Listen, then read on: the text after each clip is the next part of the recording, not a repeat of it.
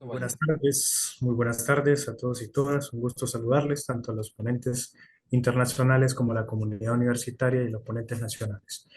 Muy bien, sean muy bienvenidos a este foro sobre la lucha del agua en Honduras y la presentación del libro El derecho del agua como política pública en América Latina, una explotación teórica y empírica sobre este trabajo. A continuación, daremos paso, ¿no?, a las palabras tanto de la decana de la facultad, la doctora Elki Evo, como el máster Carlos Alvarado, integrante del grupo de trabajo de Ecología Política de Claxo y docente de la Universidad Nacional de Agricultura. Es un placer estar esta tarde con todos ustedes y damos paso a las siguientes palabras. Bueno, muy buenas tardes.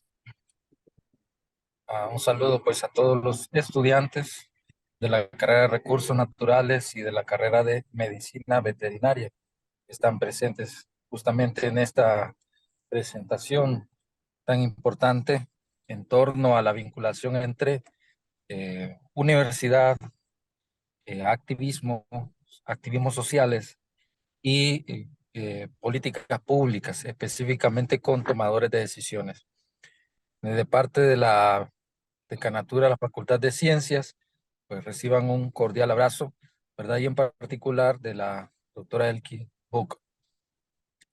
Bien, como miembro del grupo de trabajo de Claxo, la de Ecologías Políticas y también de la red Global Water, les damos un cordial saludo a todos, ¿verdad? Y bueno, y estamos justamente muy contentos porque estamos logrando iniciar un proceso de trabajo conjunto, ¿verdad? En estos temas que son tan importantes como es el hacer del Estado con uno de los recursos naturales vitales para la vida, ¿verdad?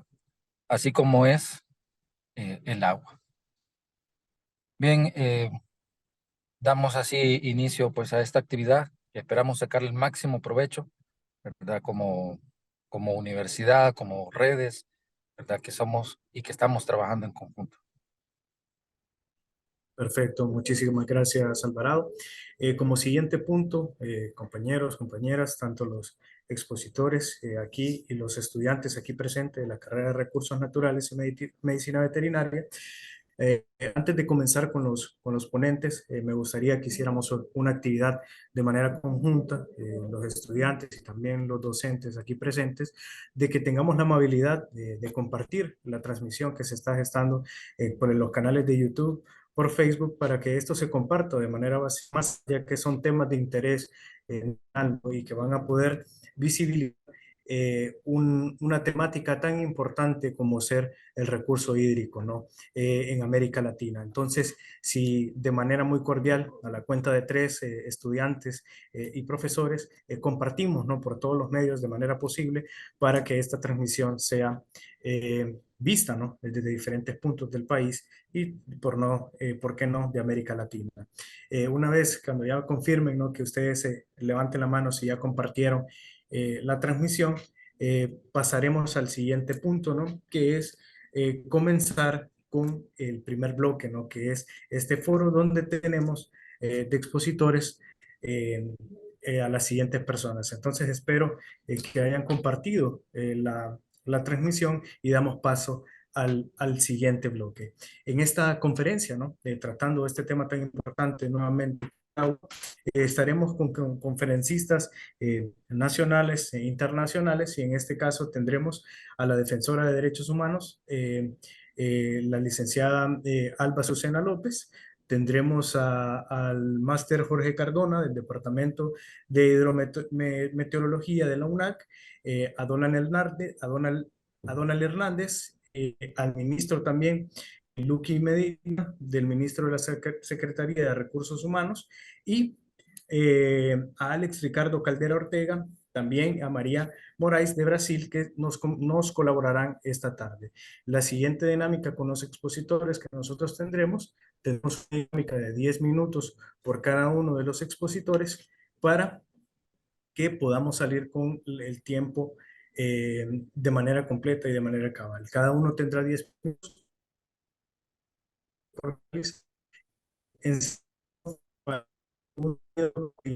que le quedan 3 minutos a su participación. Entonces, en este caso, comenzaríamos, si no hay ninguna otra intervención, no sé si me lo indica el máster Alvarado, si no, comenzaríamos con la primera intervención de la defensora de derechos humanos, la licenciada Alba Azucena López. 10 minutos tengo, ¿verdad? De participación. Correcto, licenciada. Sí, sí, buenas tardes, un placer, un gusto estar con ustedes y además agradecer por tomar en cuenta estos temas vital para la vida como son los temas del ambiente y el agua y sobre todo el agua potable que tanto carece de la población hondureña. En Latinoamérica, Honduras es el quinto país y es el segundo país más pobre de Centroamérica y lamentamos pues que en Honduras se enfrenta a una crisis de agua que exige atención. Esta nación con 1 millón más de personas, que es la más alta tasa de miseria en Latinoamérica y el Caribe, pues debido a su ubicación de las comunidades, pues se encuentra en una situación de lamentable de recursos hídricos. Pues en el tema de derechos humanos, vemos que no se está viendo como tal el agua, no se está viendo como un tema de derecho humano y se está viendo como mercancía. Actualmente tenemos en el país 60 prestadores de servicio, incluidos la UMAX. Como vemos que en estos 60 prestadores de servicio, la UMAX representa a la alcaldía, que estos son prestadores de servicio intermedios. Pero estas otras 60 prestadoras de servicio son con fines de lucro. Pero igual, tenemos en Honduras una ley nefasta que se creó, una ley neoliberal en 2003, en el periodo de Ricardo Maduro, que privatiza los servicios de agua. Concesiona de esta ley marco de agua, donde es más grave de todos los artículos que tiene, es del artículo 16 al 24, cuando le da potestad a los prestadores de servicio para que privaticen el agua. En el caso de la municipalidad que ocupa el Distrito Central, está la empresa Hidalgo e Hidalgo, que si vemos cuando el SANA prestaba este servicio, que cobraba el servicio de agua y que daba el servicio de agua, se podía pagar el agua a cualquier institución del Estado bancaria. Ahora solo se puede pagar en Ficosa. ¿Qué quiere decir esto? Que el agua está siendo privatizada por un fideicomiso a este banco, a Banco Ficosa. Pero lo más grave aún es que no se está llevando agua potable a la población. No se está llevando agua de calidad. En Honduras, el 80% del total de la población, que es el área rural, no tiene servicios a agua de calidad, o sea, agua limpia, agua potable. Pero ante la ausencia del uso adecuado del agua, tenemos en la capital este problema de la privatización del agua. Tenemos la empresa Hidalgo Hidalgo, es una empresa tan nacional, una empresa con vicios de corrupción en Ecuador, y que aquí es la misma concesionaria a una COVID también, que también ya tiene mucho que desear, pero en el caso que es que ganó una licitación de la empresa, esta represa que pasó al Congreso, Empresa San José, también es la empresa Hidalgo Hidalgo. Esta empresa, con la lucha que hicimos como defensores del ambiente y derechos humanos, fue porque se cambiaran los artículos y logramos pues también que se le cambiara un párrafo a este contrato a la empresa Hidalgo Hidalgo, pero no deja de ser un negocio porque es una empresa, no es privada. Por eso es nuestra lucha que el agua debe verse como un derecho humano, como lo que es, no como una mercancía. Ahorita la empresa Hidalgo Hidalgo tiene un contrato con la alcaldía, con el alcalde anterior de 280 millones de lempiras por por el tratamiento de las aguas residuales y la tubería y el cambio de tuberías.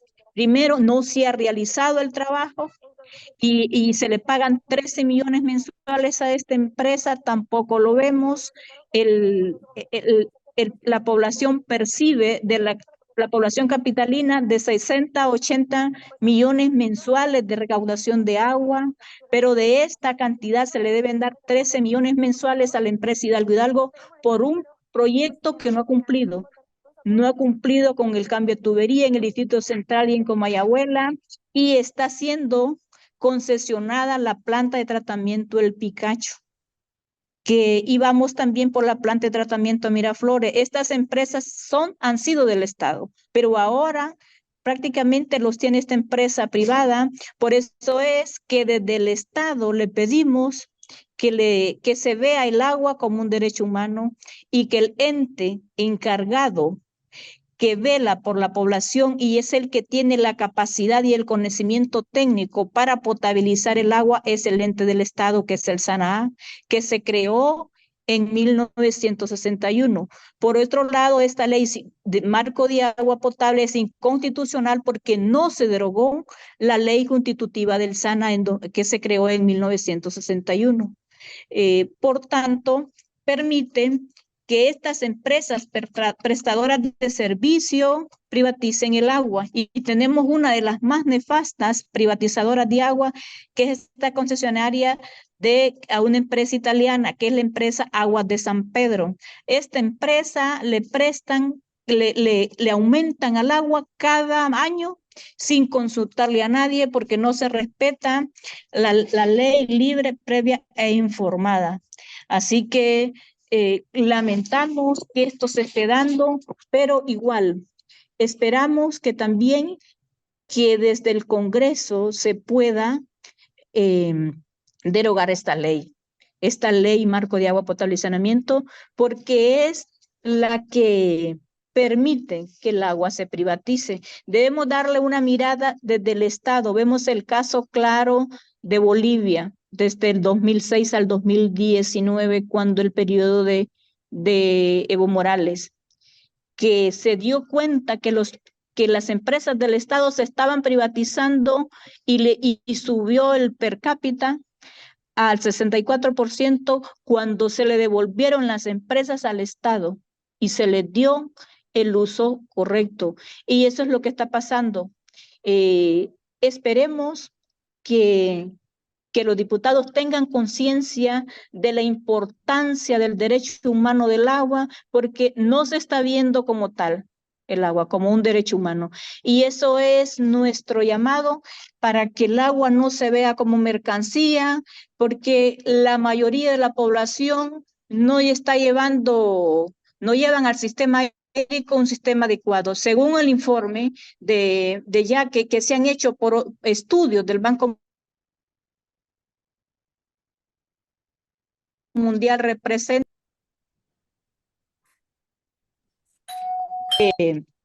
a la población. Así que de manera desproporcionada, el 69% de las personas no llevan el saneamiento higiénico. Cuando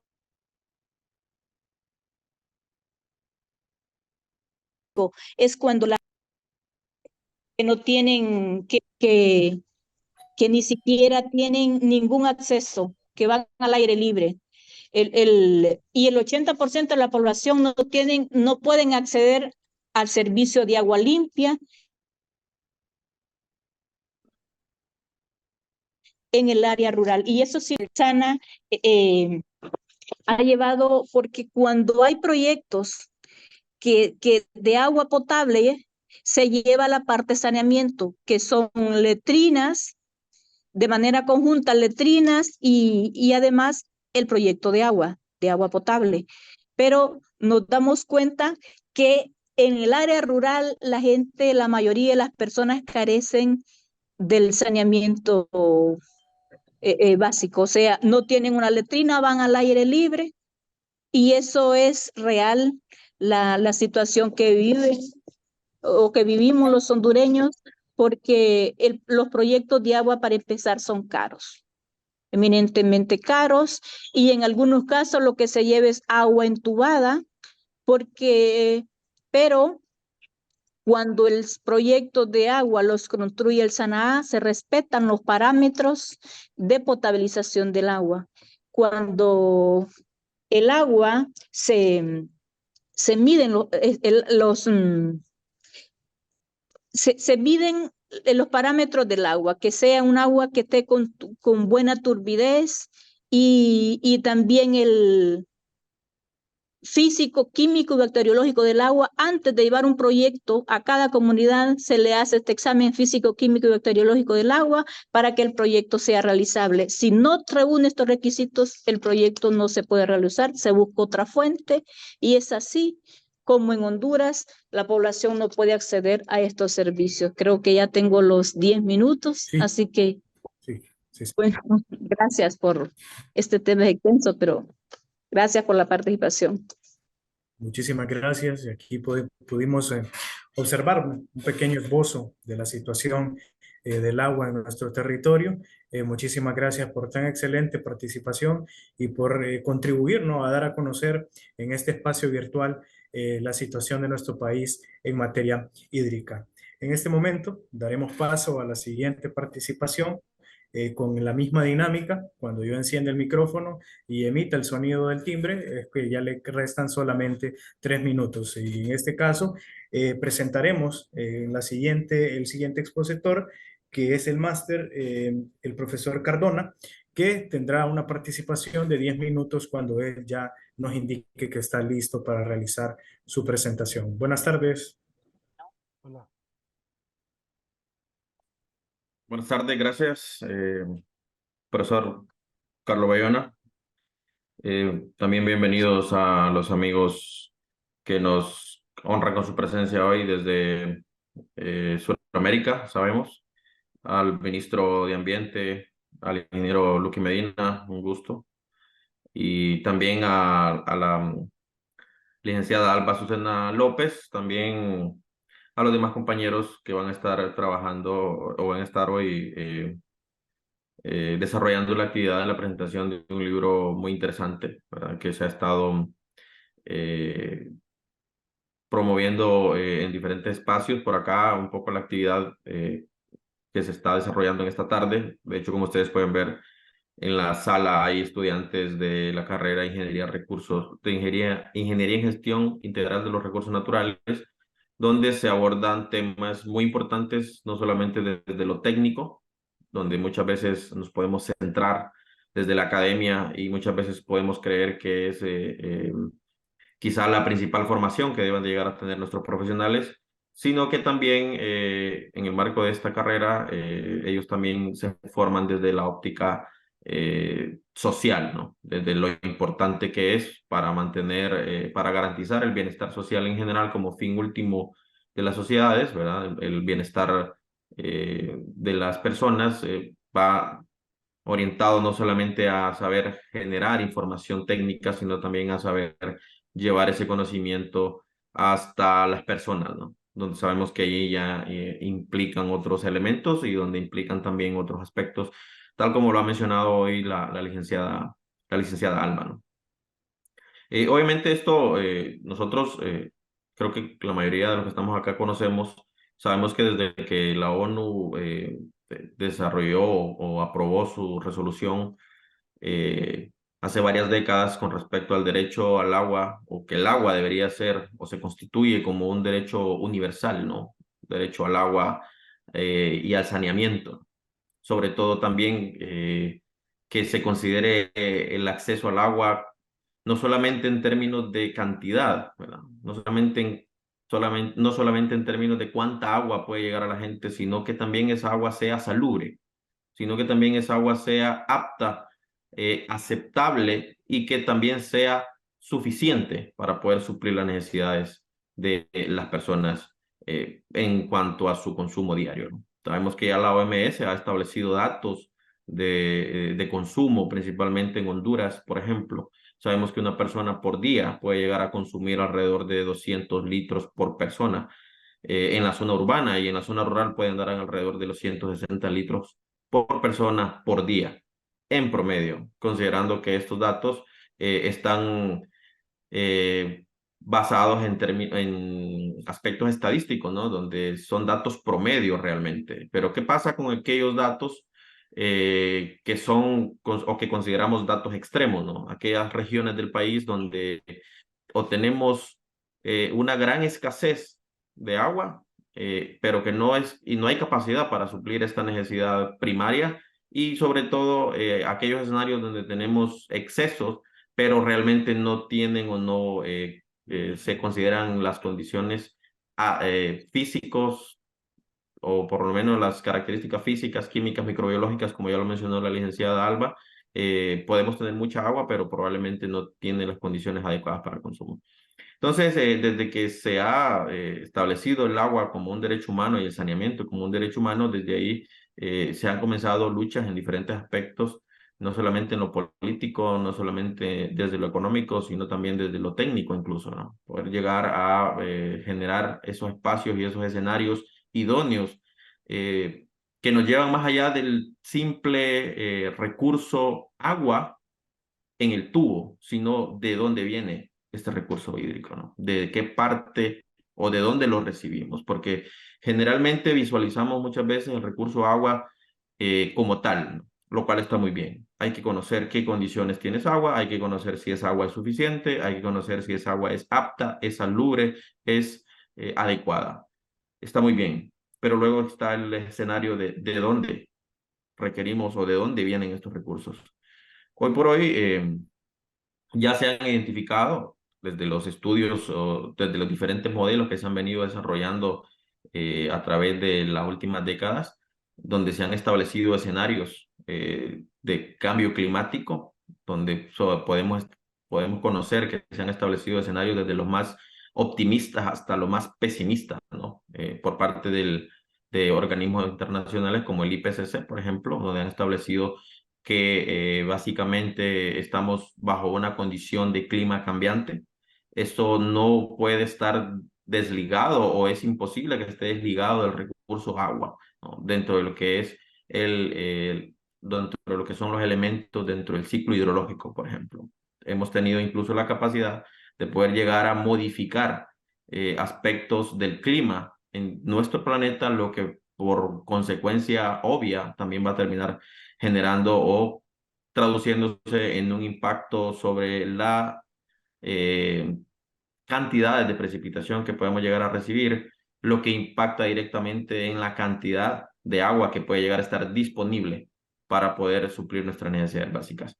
Obviamente, ante esa situación y esa necesidad que hay de poder abastecer el agua, no solamente en cantidad, sino que también agua con condiciones aptas de calidad, pues surgen conflictos, ¿no? Aunado a estos escenarios de escasez o al escenario opuesto, ¿no? El escenario de exceso, porque por la situación o por la condición geográfica nuestra como país, sufrimos los dos escenarios, ¿no?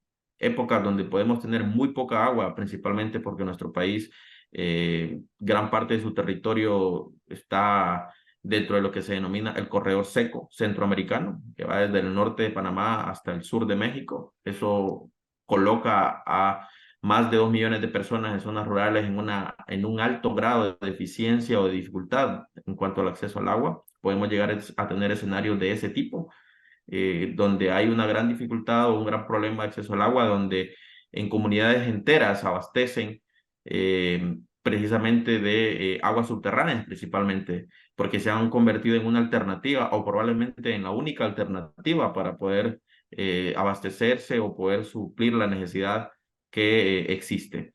Entonces, lo que pasa es que a veces también se olvida o se nos olvida que las aguas subterráneas también dependen de las aguas superficiales. Se nos olvida que existe una conectividad natural entre los procesos de recarga que va desde las aguas superficiales hasta las aguas subterráneas. Entonces se tiene la percepción equivocada de que si se secan las quebradas tenemos los pozos o tenemos los acuíferos. La gran diferencia es que los acuíferos son mucho más vulnerables que las aguas superficiales en términos de recarga. La velocidad en la que se recarga un acuífero es muchísimo más lenta, puede pasar de 10, como puede ser con frecuencia estacional, que se puede recargar cada año, también puede ser que acuíferos que se recargan en 50, 100 años si es posible. Entonces, esa dificultad también se va a convertir en un problema. Ya tenemos casos en América Latina. El caso más conocido es la Ciudad de México, que tiene graves problemas en cuanto a la disponibilidad de recursos agua en términos de su principal fuente, que son las aguas subterráneas, entre otros que también sabemos casos que existen en América Latina, ¿no? Nuestra propia ciudad de Tegucigalpa, nuestra ciudad capital, se abastece en gran medida de una enorme cantidad de pozos perforados, tanto pozos superficiales como pozos de tipo industrial, donde el acuífero de la región se está viendo bastante afectado considerablemente. Pero también como sociedad a nivel global, y no puede ser diferente a nivel de país, hace un par de años atrás vivimos una crisis de la pandemia, ¿no? En esa crisis de la pandemia pusimos o se pusieron en evidencia todos los sistemas de abastecimiento de agua, donde la necesidad primaria era mantener una salubridad de gran nivel para poder evitar el contagio permanente, o había que estar desinfectando de manera permanente nuestros espacios de vivienda, nuestros espacios laborales, nuestras necesidades de acceder a agua se volvió mucho más necesaria, tanto que incluso en algunas parte de las investigaciones que nosotros realizamos en ese momento, se miró incrementada hasta en un 50, desde un 50 hasta un 100% la necesidad de agua que había en ese momento del consumo con respecto al consumo diario en una casa por persona.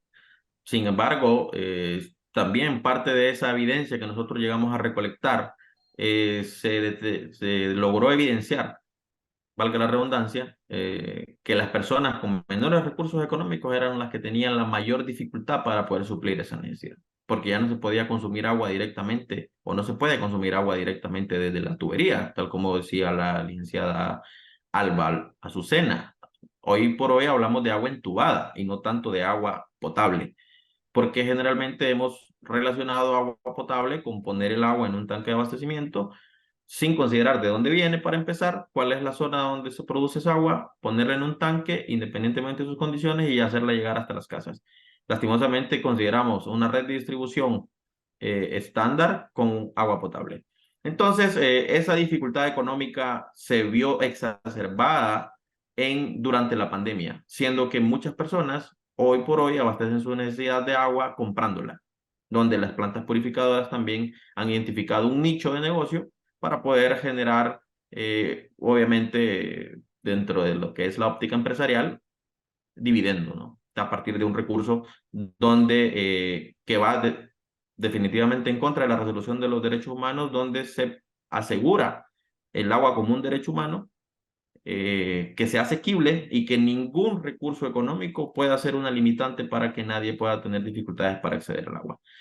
A partir de la pandemia y otros elementos y otros eventos extremos, tal como los huracanes Eta y Iota, que nosotros sufrimos considerablemente en el año 2020 y 2021, otros aspectos muy duros en términos climáticos, nos han llegado también a poner en precario nuestros sistemas de abastecimiento de agua. No solamente estamos luchando contra los problemas de los conflictos que existen en el país, casos emblemáticos como el caso de Guapinol o el caso emblemático como el caso Aguasarca en Occidente, donde sabemos que es uno de los casos más importantes en términos de lucha por derecho al agua. Son de entre otros que podemos citar históricamente en el país. Son casos que generalmente han sonado mucho y eso ha permitido de alguna manera lograr evitar el avance del capital para poder mercantilizar el recurso como tal. Sin embargo, también el ETA y OTA y la pandemia vinieron y nos pusieron en evidencia las grandes carencias que existen. A pesar de que los ODS, ¿verdad? Principalmente en el objetivo 6, busca garantizar de que al 2030 agua para todos, aún queda mucho camino y todavía como país estamos a las puertas de comenzar el camino hacia lograr agua para todos. Entonces, Hasta aquí mi participación. Gracias, profesor Carlos. Muchísimas gracias, profesor Cardona, por la participación y seguir ampliando, ¿no?, esa relación entre la inocuidad y el acceso al agua, que son temas de suma importancia, no solamente en nuestro país, sino que en América Latina como tal. Antes de comenzar con la participación del ministro de Recursos Naturales y Ambiente, el ingeniero Luqui, les voy a recordar para la dinámica a las personas que se conectaron un poco tarde, si nos ayudan a compartir la transmisión, ya sea por YouTube o por Facebook, para que tengamos una mayor cobertura a nivel nacional y también de manera internacional sobre esta interesante ponencia sobre el recurso hídrico. No sé si el ingeniero Luqui se encuentra ya listo. Aquí estamos, ya listos. Perfecto, ingeniero. La dinámica será la siguiente, ingeniero. Usted tendrá un margen de participación de 15 minutos, en el cual yo le haré sonar un timbre cuando ya le resten 3 minutos para que usted vaya preparando el cierre de su participación. Cuando usted me indique, comenzamos aquí con su participación para cerrar este primer bloque de este foro. Buenas tardes. Buenas tardes, pues comenzamos de inmediato. Yo quisiera comenzar agradeciendo a la juventud de la Universidad Nacional de Agricultura y Ganadería de ambas facultades, a esa juventud que contagia energía, pero que también transmite esperanza, y que escuchar mensajes como el de hoy, de la compañera Alba, como el del compañero Jorge, como el de el resto de panelistas y los maestros que se han dedicado a organizar el montaje del evento, pero también a quienes han dedicado todo su esfuerzo para presentar un libro que transmita, como anunciaban desde el inicio, la sabiduría de lo formal, pero también la sabiduría de lo popular, de lo empírico, de lo tradicional, de las comunidades que han aprendido a sobrevivir durante décadas y durante siglos con el vacío estatal, donde los gobiernos no llegan, donde se trabaja con muchísima dignidad. Agradecer también por este espacio, donde comenzaríamos con esta reflexión de hablar de acceso al agua en un país, y yo sé que aquí hay estudiantes de diversas regiones del país, pero aquí en Honduras hemos visto los ríos desaparecer, y no es poca cosa. No es poca cosa que haya sido la portada de los periódicos y que se haya convertido en noticia viral que el río Choluteca desapareció hace unos 4 años. Cientos de metros del río Choluteca desaparecieron. Este año hubo al menos 5 reportes de otros ríos menos caudalosos que igual desaparecieron. Un caso concreto, el río Guapinol, en el departamento de Colonia, y pues nuestros compañeros y amigos de las comunidades nos presentaron la denuncia y fuimos testigos de cómo efectivamente el río se perdió. Un país con una diversidad de cuencas increíble, con una capacidad y con una distribución bendecida para los y las creyentes, una distribución bendecida de la precipitación, de la cantidad de lluvia que cae en este país, y dependiendo de la zona, pero que va desde los 1.200, 1.300 milímetros de lluvia hasta por encima de los 2.000 milímetros de lluvia, y de todo eso que cae, solamente aprovechamos 9% del agua. No solamente dejamos que el 91% del agua que cae por efecto de lluvia en el país caiga, conozca las montañas, conozca las quebradas, los ríos y salga al mar, sino que además el agua que se aprovecha está infravalorada. O sea, no tiene el valor necesario, y dentro de todo lo filosófico y lo pragmático, si bien es cierto que los recursos naturales tienen, nosotros diríamos, un valor incalculable, y que son esas reflexiones las que han motivado, por ejemplo, para que avancemos con el rescate del lago de Yohoa y que podamos decirle no a las empresas transnacionales y que deben salir y que no está el dinero por encima de los recursos naturales, dentro de las joyas naturales o dentro del patrimonio natural, que es también patrimonio del pueblo hondureño.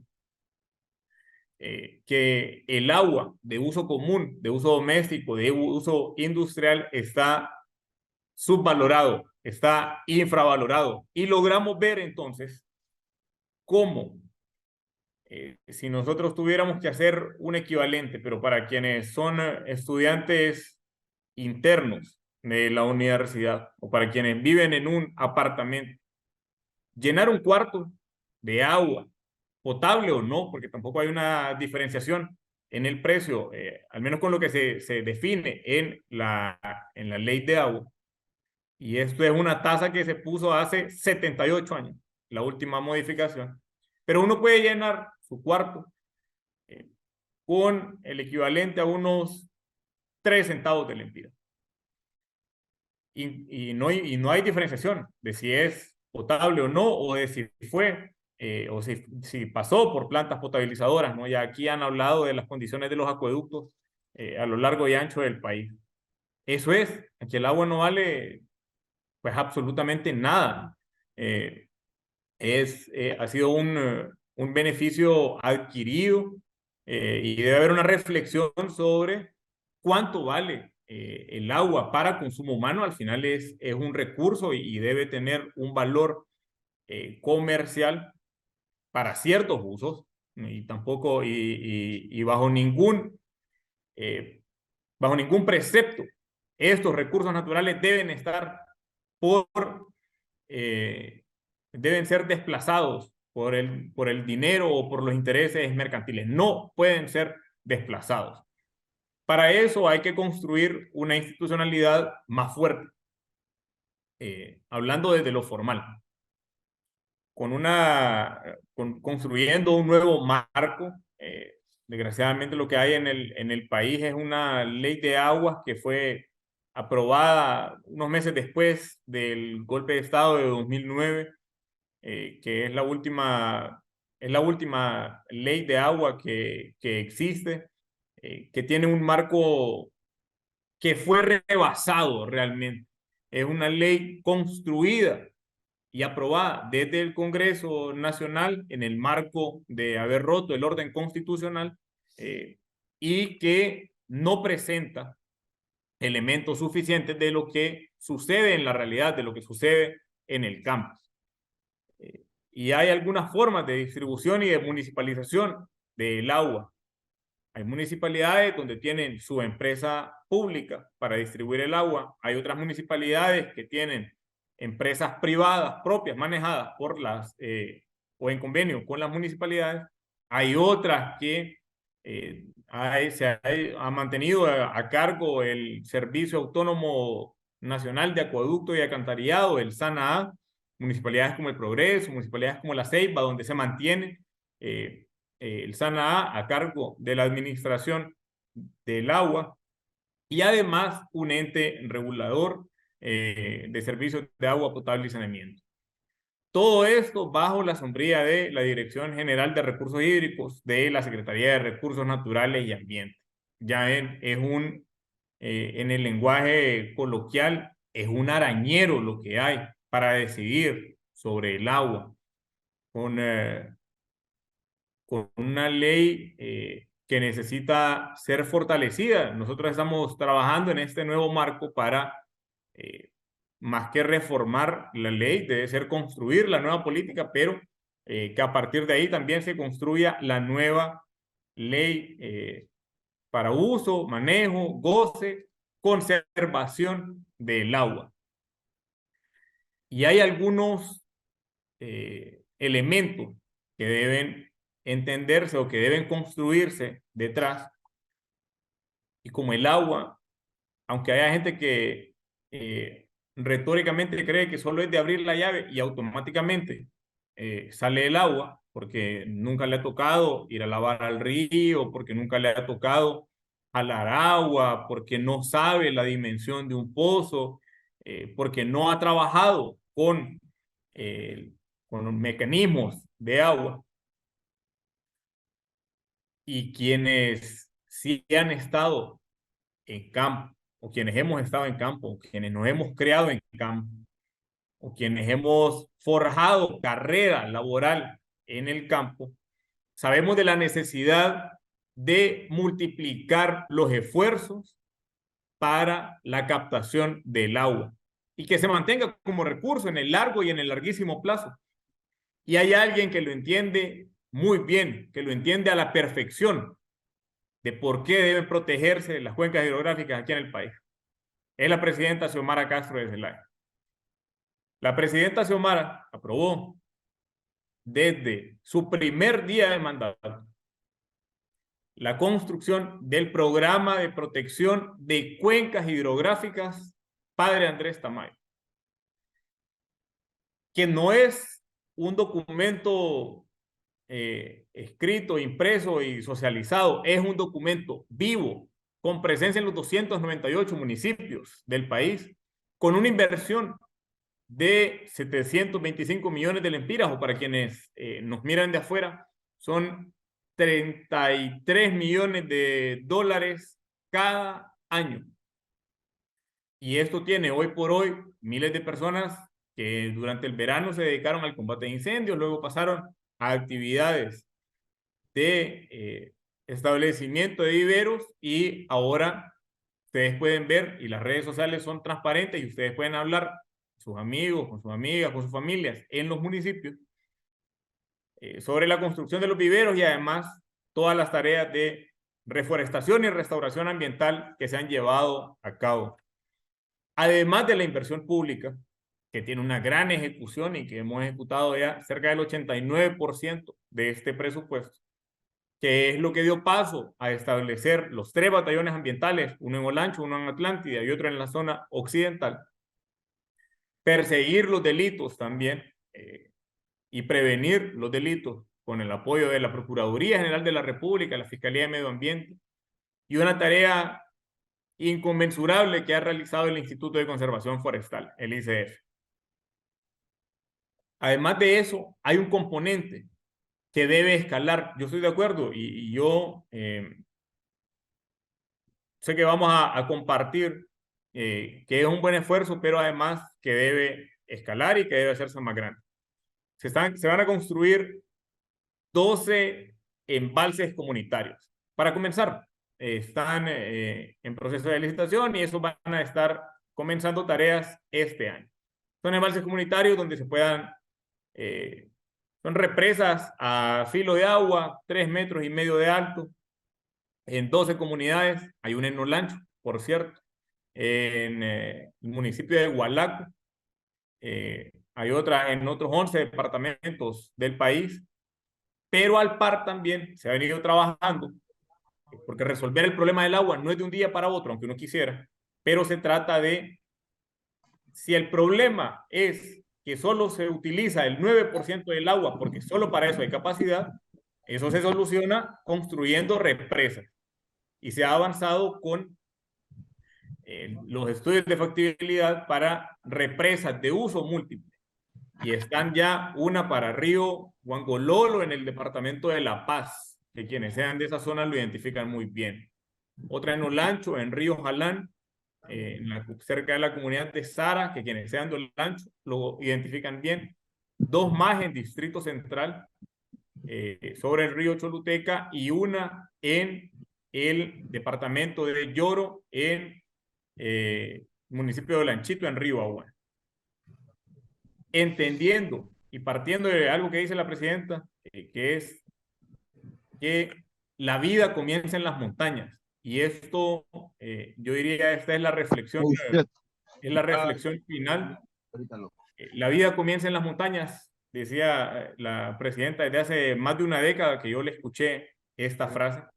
Y esto nos lleva al ejemplo claro de por qué la ciencia formal debe ser enseñanza y aprendizaje, debe ser doble vía con la sabiduría popular.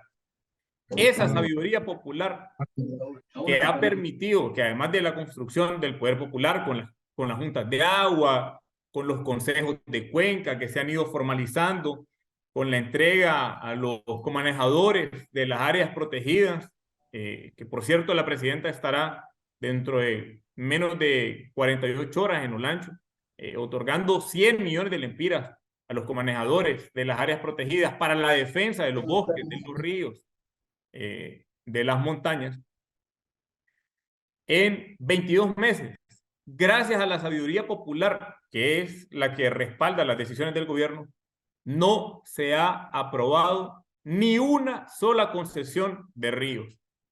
Y ese es un éxito. El hecho de haber dejado, de haber frenado la privatización de los ríos, haber recuperado las cuencas hidrográficas que se habían otorgado, 14 cuencas, para un solo banco, de por vida, sin que el Estado recibiera absolutamente ni un centavo a cambio. Esos son los esfuerzos, para eso sirve lo público, para eso hay que recuperar lo público, jóvenes, y esa es una deuda que nos llevaremos el resto de la vida, quienes hemos sido forjados gracias a la educación pública, como todos y todas ustedes. Yo me quedaría en este momento por acá, contento de haber compartido estas apreciaciones iniciales, nuevamente agradeciendo su atención y felicitando el espacio Estado para la presentación de este libro que es de gran enseñanza para los países que compartimos tanto en común, esta patria grande, este sabor latino y este corazón latino que nos une y que palpita por igual. Muchísimas gracias, compañeros y compañeras. Muchísimas gracias, ministro, por su amplia participación y por brindarnos esta mirada, ¿no? Desde el Estado, cómo se ve esa percepción del agua y también cómo brindarnos ese esbozo de cómo se está manejando el tema de las concesiones, el manejo del recurso hídrico, el problema del agua también en las zonas urbanas y en las zonas rurales, vista, ¿no? Desde esa mirada gubernamental. Antes de pasar al segundo bloque, tenemos también la dinámica de que ustedes pueden plantear sus preguntas, ya sea en el espacio que tenemos aquí en la sala de Zoom, y yo las puedo leer, o pueden levantar la mano para yo moderar sus participaciones. Si hay preguntas, pues les ruego que la faciliten por los medios antes mencionados, y antes de pasar al segundo bloque, que es la presentación del libro, que aquí nos llama también, le daré la palabra al máster Carlos Alvarado para facilitarnos, ¿no?, otra información. Bueno, primero agradecerle a cada uno de los expositores por su valiosa participación y bueno, y simplemente dejar también en el mapa, digamos, dos temas, dos asuntos puntuales en torno, digamos, que a dos retos que tiene el Estado presente. Uno tiene que ver con el modelo de desarrollo, ¿verdad?, en el cual ha destruido la institucionalidad que se encarga de los recursos naturales y ha hecho todo lo posible por concesionarla, por privatizarla, por fragmentarla en su administración. Y esa es la herencia de 30 años, ¿verdad? Esa es una herencia que está pendiente y que no se resuelve en 2 años, pero sí se irá resolviendo conforme existan acciones concretas en torno a las políticas públicas en el manejo de los recursos naturales y específicamente en torno al agua. Me parece que hay un segundo reto que tiene que ver con el metabolismo, ¿verdad?, de la sociedad naturaleza, ¿verdad? Y esto tiene que ver justamente en cómo y de qué manera, ¿verdad?, nos organizamos para la conservación, para el uso, para el consumo, la distribución de los recursos naturales, ¿verdad? Digamos que son dos grandes puntos que me parece que han andado en torno a las distintas participaciones de los compañeros. Bien, también simplemente para concluir, es importante apuntar, compañeros, ¿verdad?, que en el 2003 obreros, campesinos, estudiantes, de distintos movimientos sociales, ambientalistas, indígenas, se encontraron por un eje, y ese eje fue el agua, ¿verdad? El 26 de octubre, ¿verdad? Del 2003. Ahí es donde nace la Coordinadora Nacional de Resistencia Popular, gracias a la lucha por la defensa del agua. Es un tema vigente, es un tema que sin duda alguna necesita aún más tratamiento, ¿verdad? Y ojalá las universidades, ¿verdad? Las carreras vinculadas a esta materia también puedan tener participación en esa construcción o en esa reconstrucción de la institucionalidad, en esa reconstrucción, ¿verdad? De la política pública en torno a los recursos naturales y en particular el agua. Así que muchas gracias ahí por la oportunidad de los comentarios y la participación.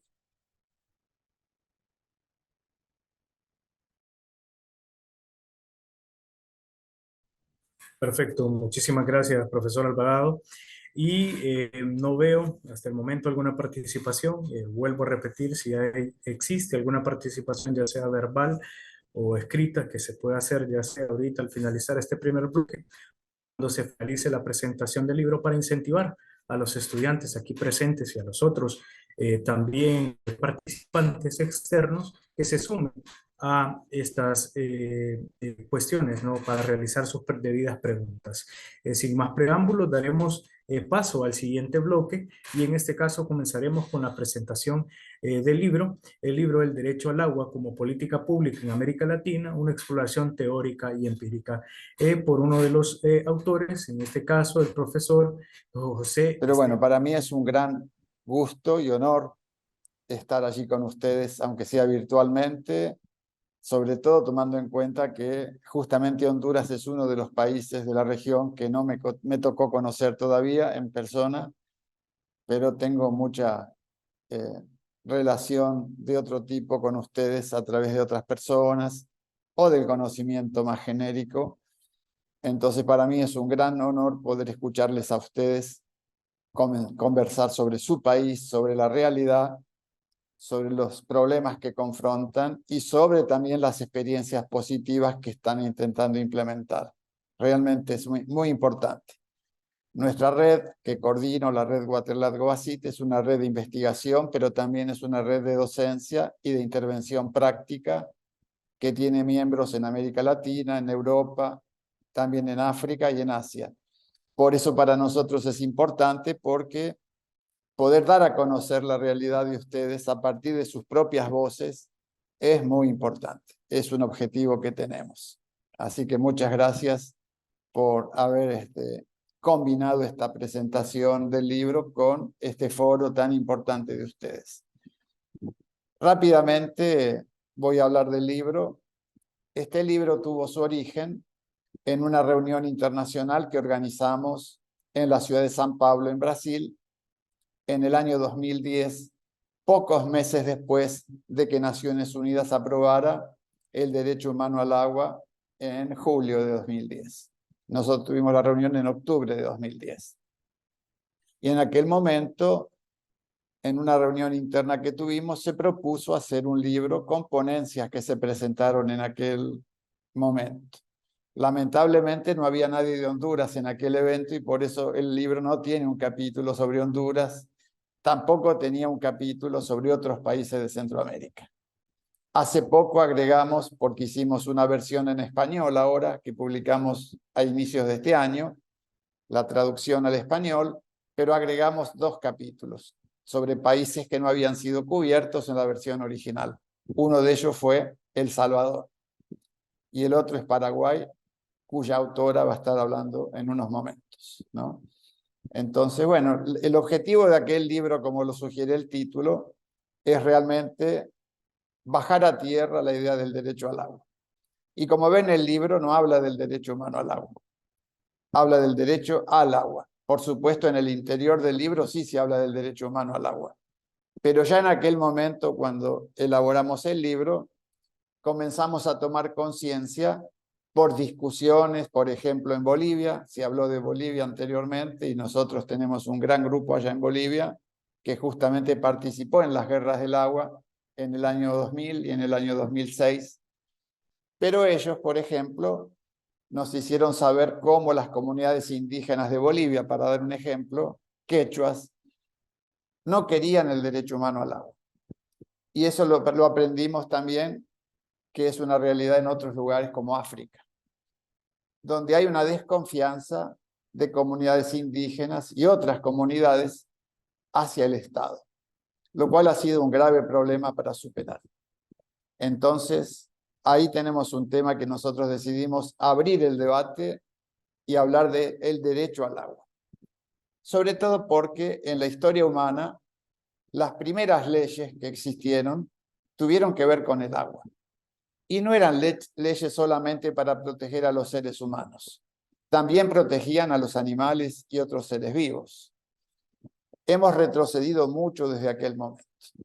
Este es un debate muy actual. Como ustedes saben, seguramente en América Latina ahora tenemos movimientos, algunos de parte de gobiernos, por ejemplo en Colombia, que han dado derechos a ríos, ¿no? Yo me acuerdo haber estado en un debate en Colombia donde un fiscal que logró que al río Atrato se le considere sujeto de derechos, él contaba cómo argumentó ante el juez para convencerlo.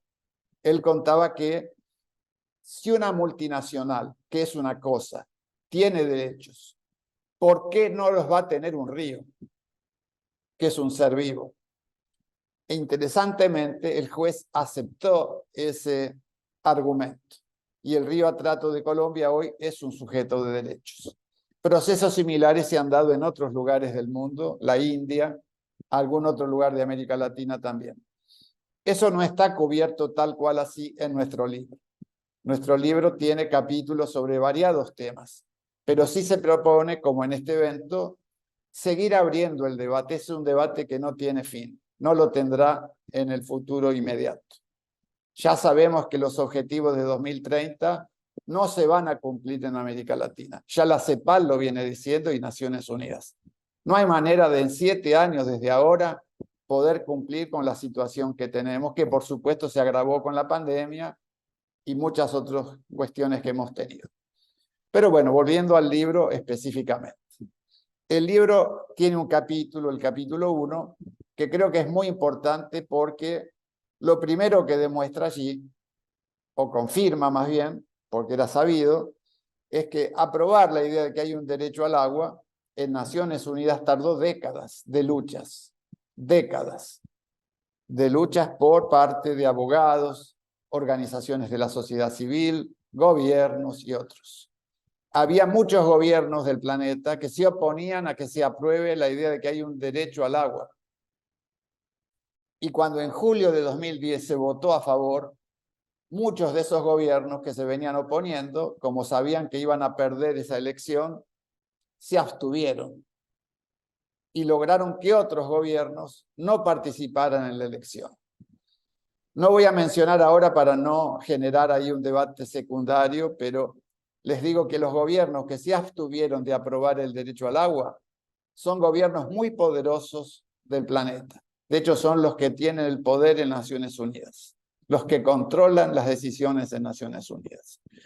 Eso abre una pregunta importante.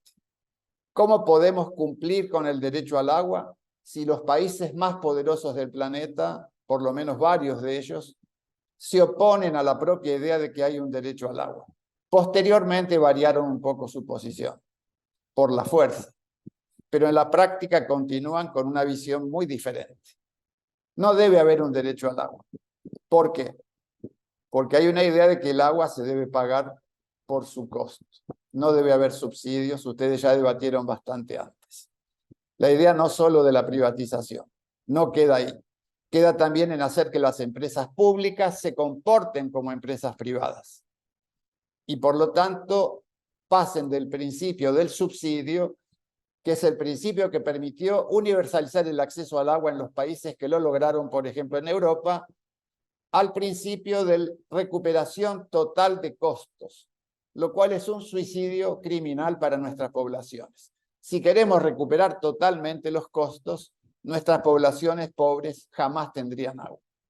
Esa es la realidad. Nuestro libro cubre un poco de este debate, ¿no? Tiene varios capítulos, entre otros uno a cargo de nuestro coeditor, el doctor Alex Caldera, que ahora también va a dirigir unas palabras, que escribió originalmente un capítulo sobre la situación en el Bajío mexicano, particularmente en el estado de Guanajuato y sus relaciones con el estado de Jalisco, otra región semiárida de América Latina y con graves conflictos políticos por la gestión del agua, ¿no? Y el otro capítulo que va a estar representado hoy personalmente es a cargo de la doctora Elida Villalba Vargas, que es de Paraguay, y que escribió su capítulo sobre la gestión comunitaria del agua en Paraguay, en las zonas rurales de Paraguay. También hay un capítulo sobre la situación de Nicaragua, hay otro sobre la situación en Venezuela, y también hay otro sobre Argentina, otro sobre Brasil, más de uno sobre Brasil. O sea, experiencias empíricas que se han ido acumulando y que son buenos ejemplos muchos de ellos. Hay uno particularmente que siempre menciono, que es el capítulo sobre Perú. También es interesante para revisarlo, porque es un capítulo que muestra cómo a veces el Estado, con todas sus mejores intenciones, tropieza con las comunidades locales. Eso aconteció en Perú durante el gobierno del expresidente Alan García, cuando se implementaba el programa Agua para Todos, ¿no?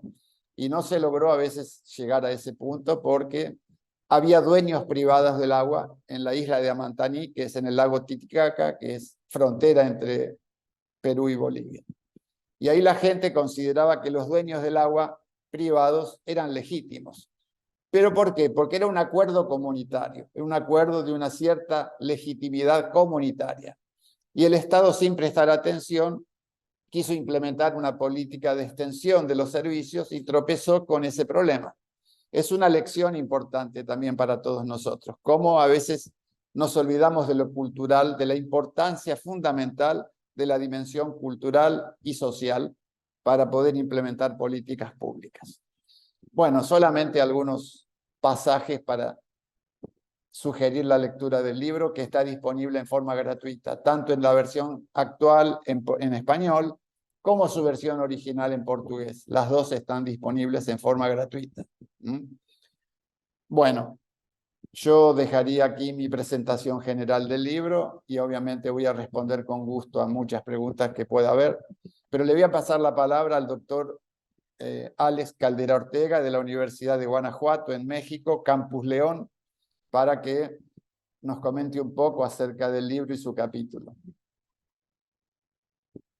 Muchas gracias, Esteban, y pues un gusto, la verdad que fue un honor, el ingeniero Luqui Medina, muchas gracias. Casi no se le escucha, profesor. ¿Se escucha mejor? A ver, me acerco Ahora más. sí, ahora sí, Claro. con el micrófono más cerca, sí. Sí, gracias que estoy.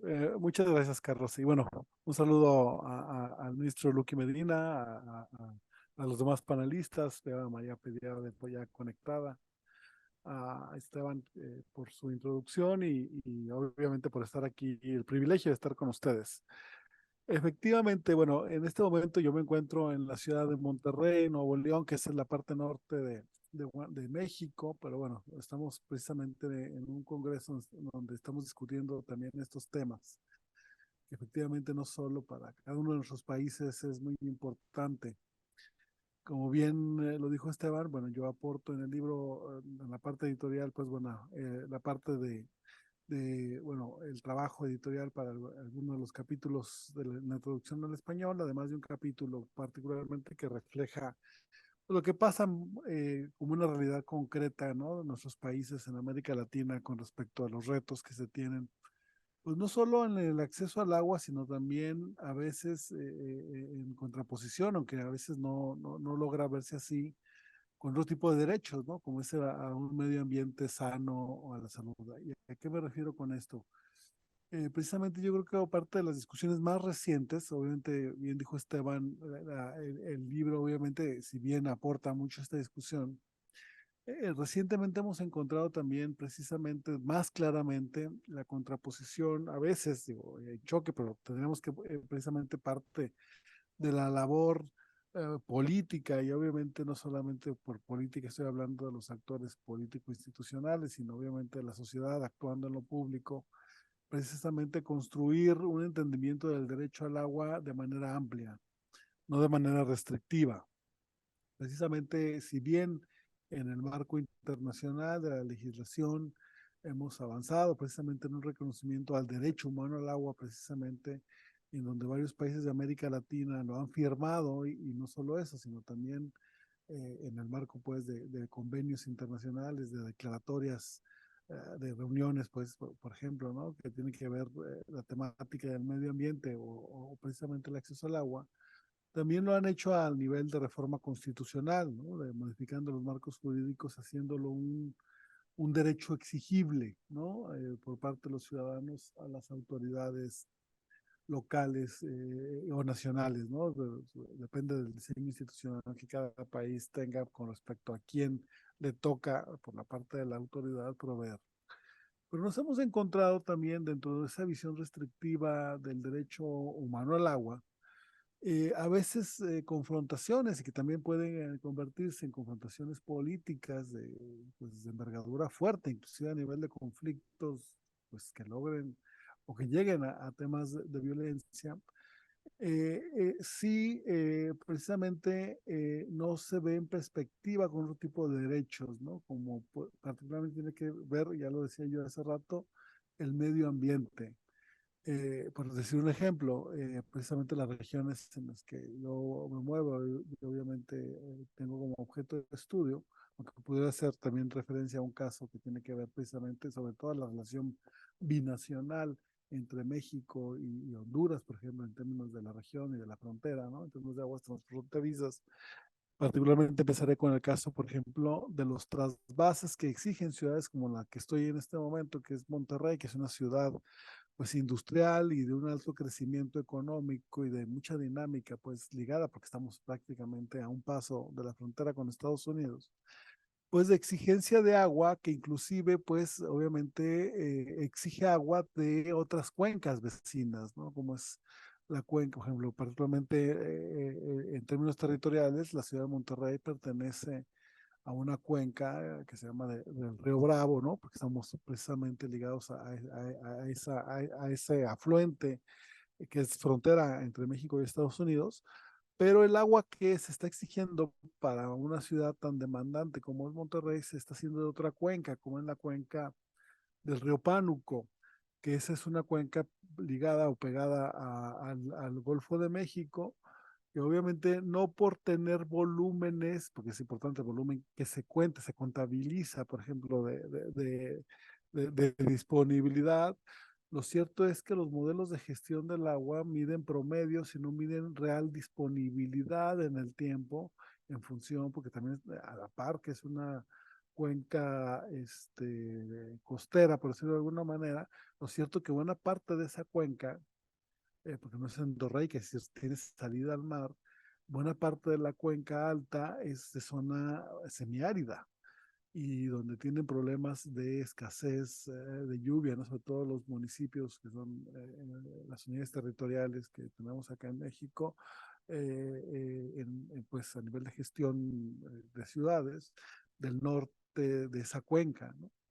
Y obviamente es la parte pegada a la cuenca del río Bravo, que es donde está Monterrey, y generan conflicto. Monterrey utiliza para traer agua de esa otra cuenca precisamente el argumento del derecho humano al agua para la ciudad, pero obviamente sabemos que gran parte del agua que se utiliza en esta ciudad es agua para uso productivo, ¿no? Es decir, para las grandes industrias.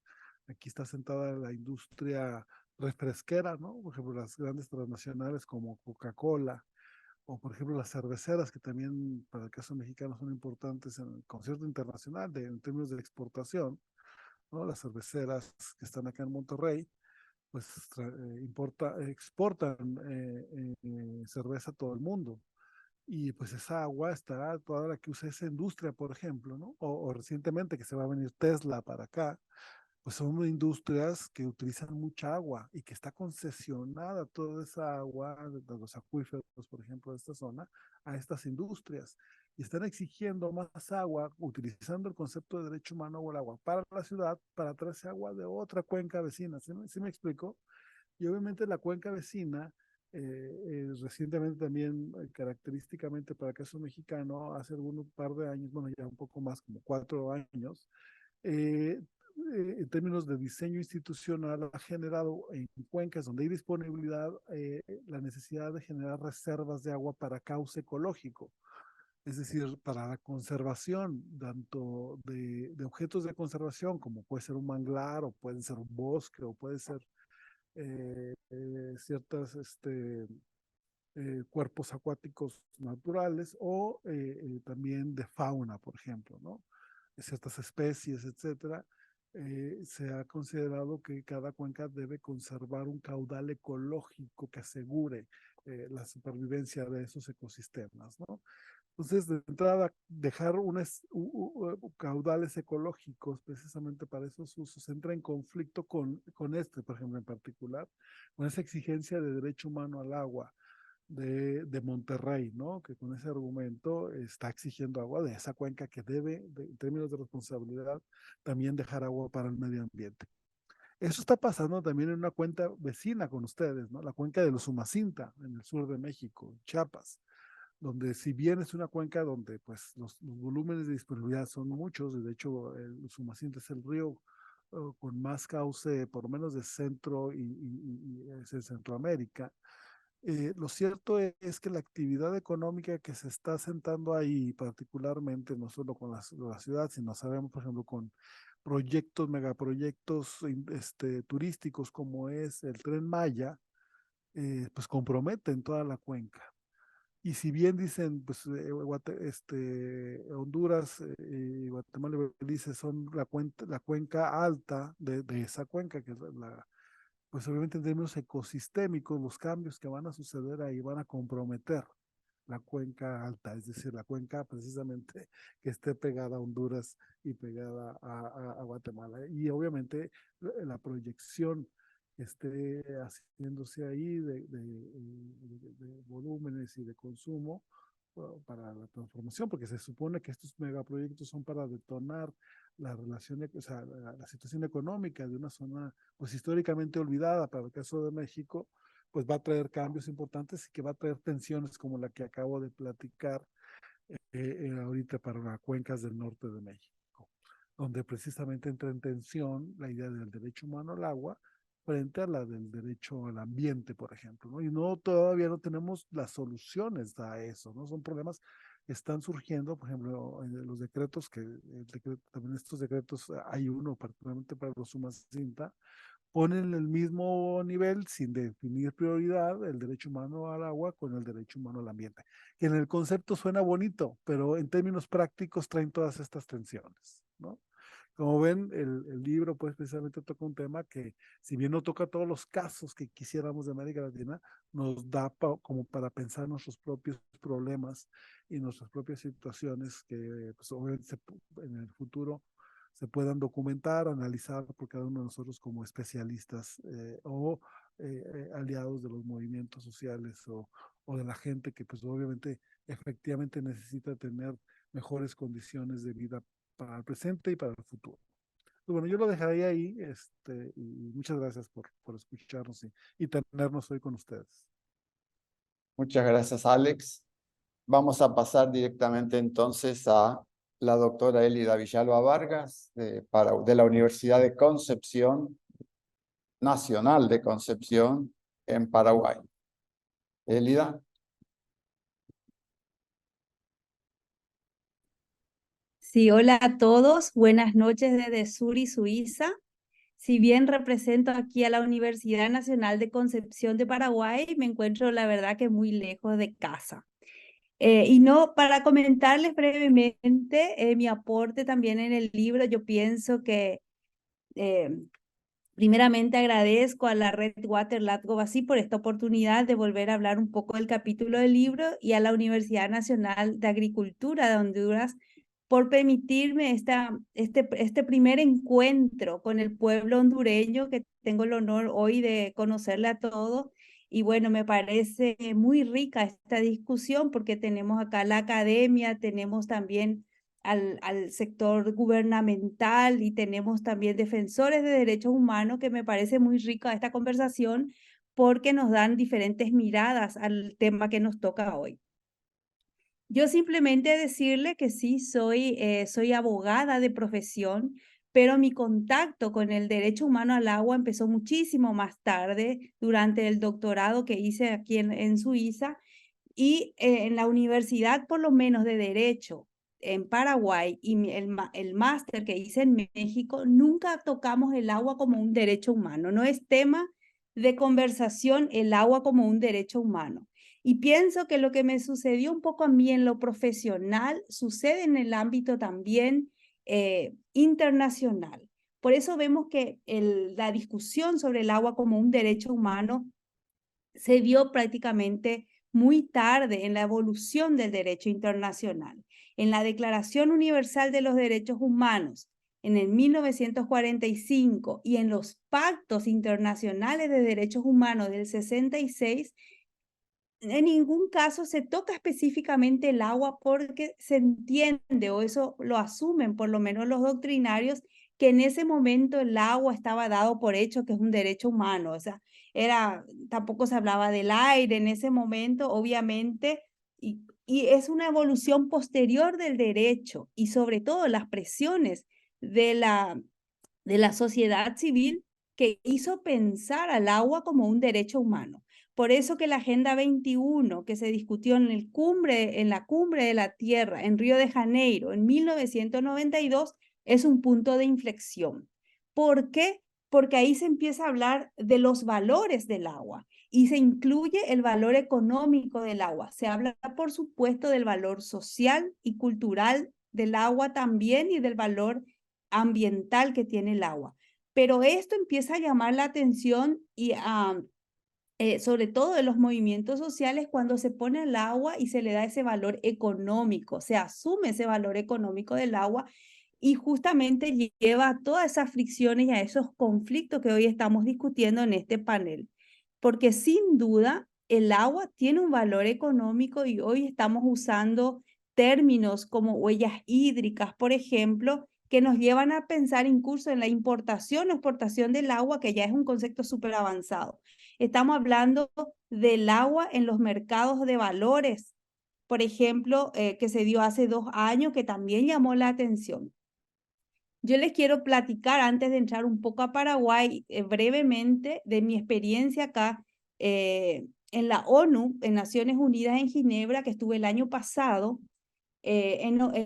Justamente en este mes, el Consejo de Naciones Unidas invita a un foro social que cada año tiene un tema. El año pasado fue el agua, y por supuesto vinieron representantes de diferentes sectores.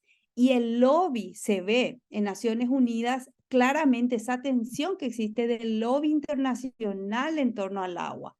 ¿Quiénes son los que organizan esas grandes conferencias sobre el tema agua? Son las empresas privadas y los bancos internacionales, por el valor económico que tiene el agua.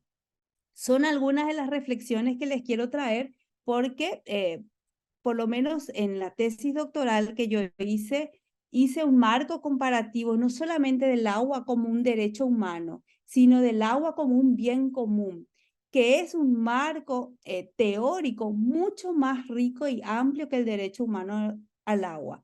Porque como ya aquí los compañeros estaban mencionando, el derecho humano al agua es todavía un marco muy limitado. Si pensamos, por ejemplo, en las comunidades indígenas y el valor cultural que tiene el agua para esas comunidades, ahí el agua pierde esta limitación de agua suficiente solo para beber. Tiene otra connotación que se deja muy afuera, si bien en la observación general número 15 habla de este valor cultural también, no está muy claro, y son cuestiones que hay que ir defendiendo, y realmente lo jurídico siempre viene mucho más detrás de las realidades.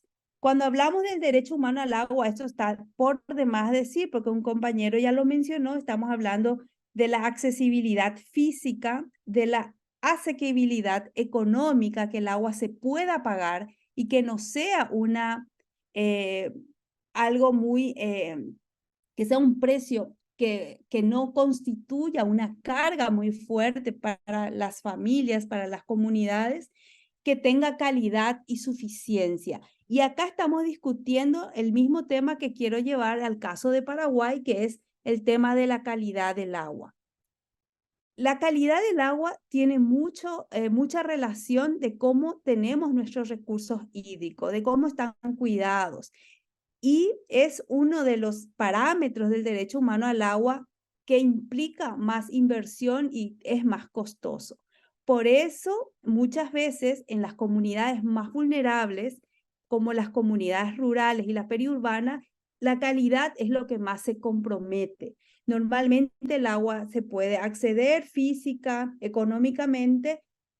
La suficiencia y la calidad muchas veces están ahí en discusión. Y son aspectos que tenemos que tener. Sobre todo cuando hablamos del agua como un derecho humano, tenemos que considerar también esta perspectiva de derechos humanos cuando hablamos del recurso.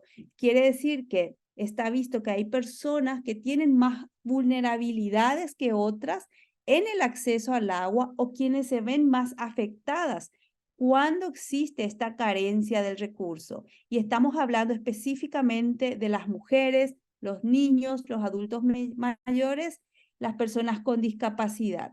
Por eso en esta evolución jurídica internacional, en estas convenciones, la Convención del Niño, la Convención contra la Discriminación, de todas formas, contra las mujeres, la Convención para las personas con discapacidad, existen artículos específicos que mencionan el derecho humano al agua de estos grupos a quienes implica estas convenciones. Esto es relevante, es importante, porque estas convenciones internacionales sí son un marco jurídico vinculante para el Estado. Significa que cuando un Estado firma estas convenciones o forma parte de estas convenciones, un ciudadano, una comunidad que se ve afectada por la violación de estos derechos puede ir y denunciar al Estado ante los organismos internacionales. Y esto también en el sistema interamericano. Tristemente tengo que mencionar que Paraguay es el primer país que tiene 3 sentencias contra el Estado paraguayo de comunidades indígenas por acceso a la tierra. Y como bien mencionábamos, el acceso a la tierra es también el acceso al agua. Y en el contexto del derecho indígena es mucho más amplio que solo hablar de un derecho a tomar agua en cantidad suficiente o tener agua para uso doméstico.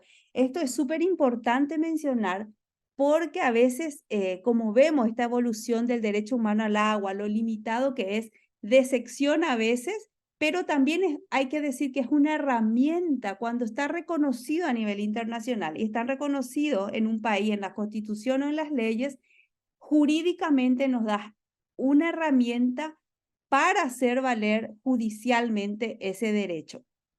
Y también Paraguay tiene una resolución del Consejo de Naciones Unidas de Derechos Civiles y Políticos del Comité de Derechos Humanos por violación al derecho al domicilio, a la vida de una población donde existe se determinó que la contaminación de fuentes de agua llevó a la muerte de un ciudadano. Y esta contaminación se dio por el uso extensivo de agrotóxicos en plantaciones de soja. Entonces, de soja, perdón. Entonces, esta vinculación es importante mencionar acá para decir que existen estos antecedentes ya a nivel internacional y nos pueden llevar a pensar al derecho humano al agua como un instrumento útil para responsabilizar al Estado de la protección de los ciudadanos. Y cuando decimos esto, es importante también mencionar que si bien la violación, por ejemplo,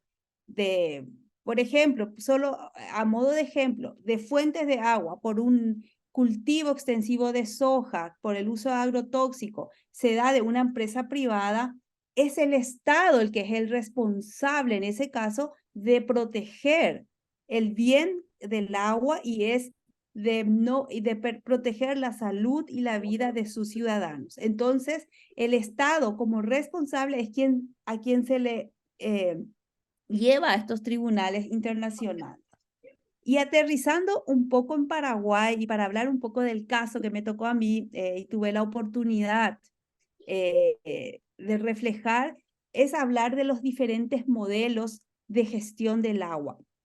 Y esto vale decir que esa discusión de la privatización, eso está súper vigente todavía y hoy más que nunca. En estos lobbies en Naciones Unidas se ve la fuerte presión y el discurso de decir nosotros colaboramos con el derecho humano al agua porque como el Estado muchas veces no es capaz de llegar, nosotros como empresa privada lo podemos hacer. Está visto que si vemos el agua como un negocio y queremos la recuperación total de la inversión y tener ganancias, no constituye derecho humano al agua porque se encarecen los precios de los servicios. Y el modelo que específicamente yo estudié y represento en el libro es un modelo de gestión que es el modelo comunitario de gestión. Entonces, digamos que tenemos el modelo público, que es el modelo por excelencia, el privado, que está siempre presente y cada vez haciendo más fuerza para entrar a los mercados, y también el modelo comunitario del agua. Paraguay abastece 100% del sector rural y periurbano con el modelo comunitario de agua, que constituye a nivel país más del 55% de provisión de agua. Y entonces esto tiene que llamar la atención y es lo que lleva a mirar un poco este modelo y mirar cuáles son los beneficios y cuáles son los desafíos que tiene el modelo comunitario. Y los desafíos son muchos, solamente para retomar es la calidad del agua. Es muy difícil para muchas, sobre todo organizaciones pequeñas, rurales, alejadas. Solo un minutito, Elia, perdón. Sí. Rápido. Un minutito. No, Sí. solo eso. Que tome solo un minuto más. Ah, muy bien. Sí, disculpe, ya me pasé.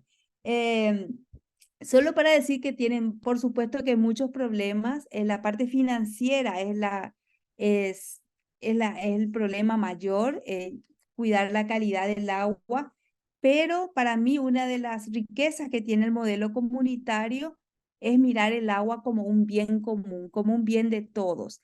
Es el ver al vecino como eso, como un vecino y no un cliente del sistema de agua, y tener esa cercanía con el agua y preocuparse del agua, no solamente abrir la canilla y recibir, sino de todo el proceso que ya nos comentaba acá el ministro. Las personas que trabajan el agua lo ven con unos ojos diferentes y eso facilita muchísimo este modelo comunitario del agua que en el libro presento yo específicamente en Paraguay. Le pido disculpas por pasarme y muchas gracias por la oportunidad. No, muchas gracias, Elida. Es un tema muy relevante para Centroamérica y sé que para Honduras también. Muchas gracias.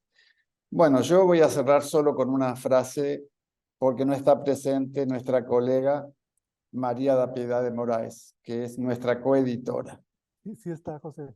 ¿Sí está? Yo no la vi entrar. Sí, ahí está. Ah, bueno, como no te vi, Piedad. Tu micrófono, Piedad, está apagado. Ah, bueno. Yo no la vi entrar.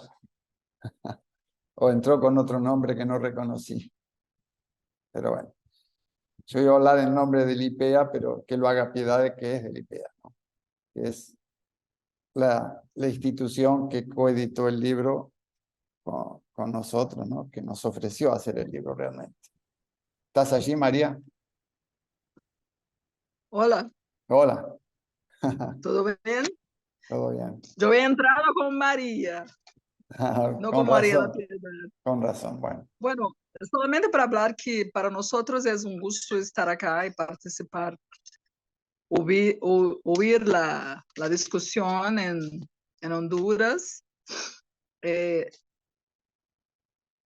Brasil es muy importante para IP, que es una institución de planeamiento de Políticas Públicas de apoyo al Ministerio del Planeamiento de Brasil.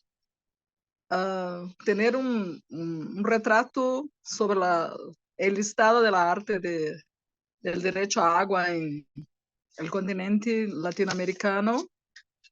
Y para eso está interesante que el libro tiene 9 países, ¿no? Y ahora hemos hecho los debates. ¿Aló? ¿Se escucha? Sí, Oi. sí, se le escucha. Sí, bueno, excusa porque yo no hablo el portuñol terrible, pero la idea es que para nosotros es muy importante de escuchar la realidad latinoamericana, que es muy diversa, y también traer para la discusión de Brasil la discusión con una perspectiva regional. Y tenemos promovido 8 debates, la presentación del libro con 8 debates locales. Y que la idea sería hacer casi como si fuera un volumen 2 o tener una discusión, tener algún documento que hable un poco sobre el ciclo de debates que hemos promovido de la presentación del libro. Entonces, ustedes están convidados a hacer una especie de síntesis del debate en Honduras. Y la idea es esta, es muy importante, es un tema que también en IPEA normalmente es un tema más nuevo, porque IPEA trabaja mucho con la cuestión racial, la cuestión de inclusión de la mujer, de género, de raza y también la cuestión del acceso al trabajo, pero el derecho a agua y la vivienda son temas que no son tan importantes. No importantes, son importantes, pero no son tan trabajados en IPEA. Entonces, el libro tiene traz essa novidade. E para nós é muito importante continuar com o intercâmbio com a América Latina. Muito gosto de estar aqui, agradeço de poder ouvir y hablar un poquito también. La importancia para nuestra institución. Muchas gracias. Muchas gracias, Piedade, y también a IPEA. Vamos a conversar posteriormente con nuestro colega Carlos Alberto Alvarado, Sí. organizador de ese foro, para hacer esa síntesis de este evento y agregarla a la síntesis de los otros eventos. Ciertamente este evento estará representado en esa síntesis. Muchas gracias. Por nuestra parte, damos por concluida nuestras presentaciones, pero quedamos aquí a disposición si hay preguntas o consultas. Y repito que el libro está gratuitamente disponible para todos, basta bajarlo, ¿no? Gracias. Gracias. Muchísimas gracias, doctor, y a todos los ponentes que esta tarde han compartido con nosotros. No sé si hay participaciones de manera verbal por alguno de los estudiantes o alguno de los expositores. No sé, ministro, si usted tiene alguna consulta para los expositores en su caso, o el máster Alvarado, o el profesor Cardona también, si tiene algún tipo de consulta realizar a los panelistas que nos acaban de compartir dicho conocimiento. Si no, me indican para cederles la palabra.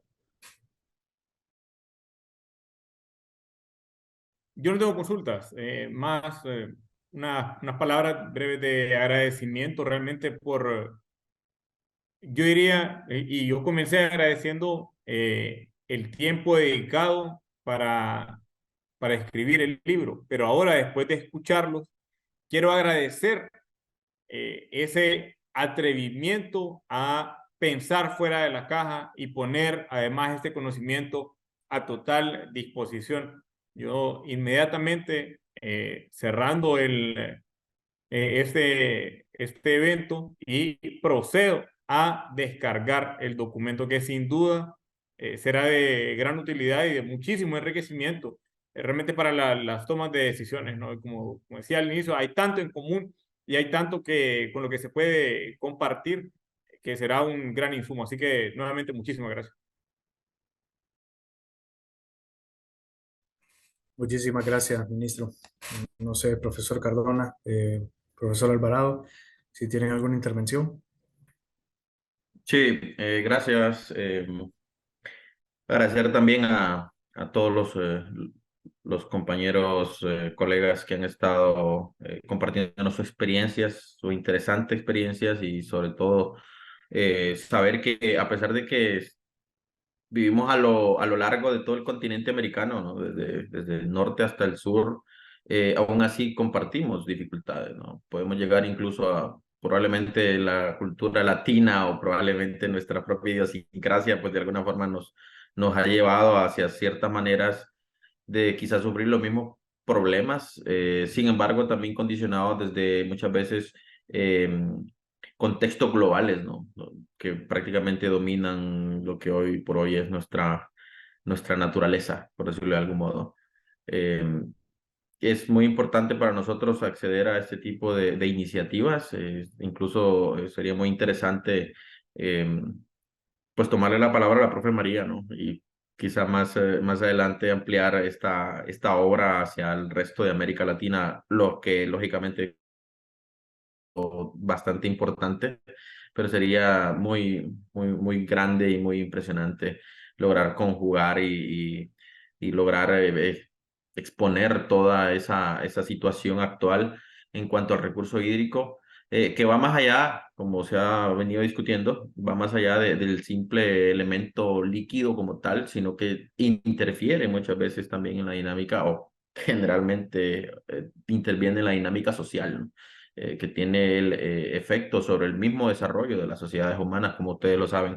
Incluso el río Nilo y muchos ríos importantes en el mundo han condicionado el desarrollo de sociedades y de lo que hoy por hoy somos muchas veces como sociedad en general, ¿no? Entonces es muy importante, interesante. He revisado algunos elementos del libro, me parece muy constructivo y al mismo tiempo es una lectura que también quiero invitar a nuestros estudiantes que están acá, que ya han cursado clases de calidad de agua, por cierto, y gestión de cuencas hidrográficas, entre otras temáticas vinculadas también al tema social, por ejemplo, ¿verdad? Desarrollo comunitario, entre otras, donde se aborda el elemento agua como un elemento integrador, como lo que es, ¿no? Entonces son visiones bastante holísticas, ¿verdad? Que ellos han logrado los autores del libro han logrado ir exponiendo, ¿verdad? Me gusta mucho cómo logran articular desde la condición social, nosotros como países latinoamericanos, hasta la disposición o la capacidad de poder acceder a este recurso tan valioso, ¿no? Entonces, más que todo, agradecer a los autores, ¿verdad? Al profesor Esteban, a la profe María y al profesor de México, se me escapa su nombre, a la profe Villalba también, ¿verdad? Que muy interesante su exposición, bueno, creo que todas en general, y sería muy interesante pues mantener una colaboración y que este sea el primer paso, ¿verdad?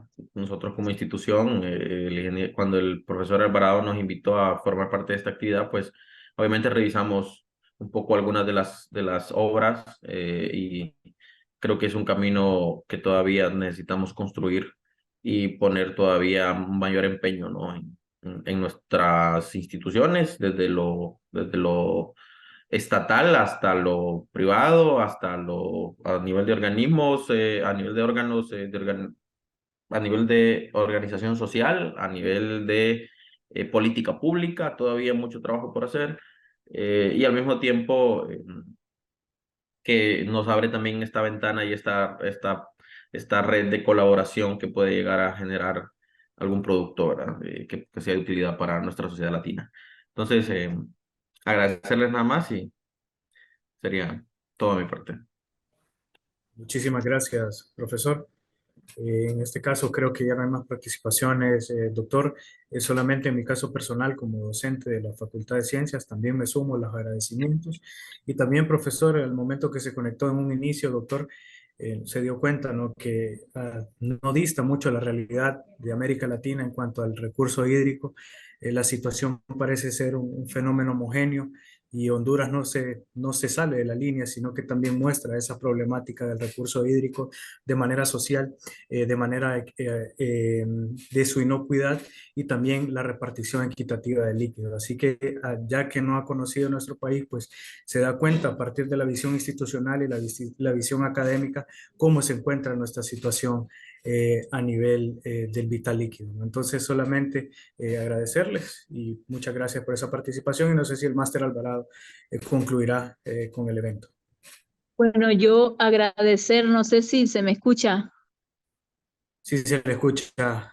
Bueno, gracias, agradecer la participación de los ponentes y sobre todo la creación del libro, esa es importante dedicarle a este tema, el agua, y me llamó la atención también de que hay interés de que se consuma agua de calidad y suficiente, que poco interesa a los que mercantilizan este bien.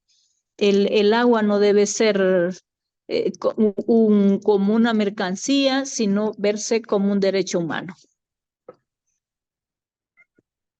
Y gracias por la participación y agradecida porque Honduras pues no está escasa a estos temas que más de 60 empresas prestadoras de servicio privatizadoras del agua, el modelo intermedio que es la municipalización, pero tampoco es eficiente porque no ha funcionado, no potabilizan el agua. Los que conocemos este tema de la potabilización del agua sabemos que no se está llevando agua de calidad y lamentamos porque el agua debe ser de un bien común y como eso, como llevar agua de calidad. Gracias a todos por la participación y creo que interesante este libro, pues necesitamos llevarlo a todas a más de 7,000 juntas de agua que tenemos en Honduras para que lo conozcan y que se den cuenta de la importancia, de la calidad y la potabilización del agua y que no nos vean como clientes, sino como personas. Muchísimas gracias, licenciada. Yo creo entonces... Sí. Bueno, ahí está. compañeras, estudiantes, ¿verdad? Salud, ¿verdad? A los profesores, a los docentes, a los escritores, ¿verdad? Al ministro, Lucky Medina, un agradecimiento, ¿verdad? Por haber participado en este importante evento donde simplemente tenemos un diálogo de saberes, ¿verdad? El saber técnico, el saber popular, ¿verdad? Se encuentran y sin duda que es un espacio importante que se debe continuar repitiendo y sobre todo tiene tanto comunitario también en nuestro país. Bien, muchas gracias a todos por su tiempo y por haber dado un granito de sus conocimientos en este evento. Bueno, muchas gracias y yo quería simplemente mencionar rápido que nuestra red es una red abierta. Vamos a proponerles, como dijo María da Piedade, primero hacer una síntesis de este evento y además poder pensar en futuras publicaciones o en futuros eventos de discusión que siempre estamos organizando. Será muy importante para nosotros volver a contar con ustedes, sea en Honduras o con ustedes en otros casos que vamos circulando.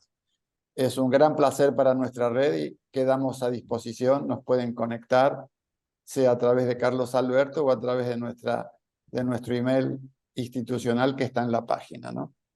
Ahí seguiremos. Y hago un agradecimiento muy, muy grande por compartir este espacio también. Ha sido un privilegio para nosotros. Muchas, muchas gracias. En nombre de la red. Muchísimas gracias. Feliz tarde para todos y todas. Muchas gracias, saludos. Un abrazo, que estén bien. Hasta luego. Placer. Saludos a todos.